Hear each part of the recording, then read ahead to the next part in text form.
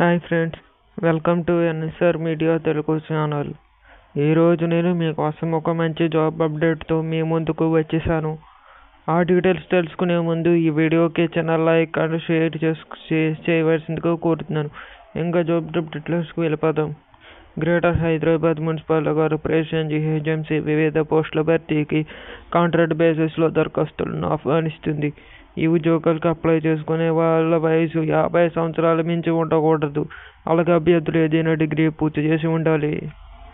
ఈ జాబ్కి అప్లై చేసుకునే అనుకునే వాళ్ళు ఈ నెల 18లోపు జీహెచ్ఎంసీ అఫీషియల్ వెబ్సైట్కి వెళ్ళి మీ డీటెయిల్స్ అండ్ డాక్యుమెంట్స్ అప్లికేషన్ ఫామ్లో ఫిల్ చేసి అప్లై చేయాలి.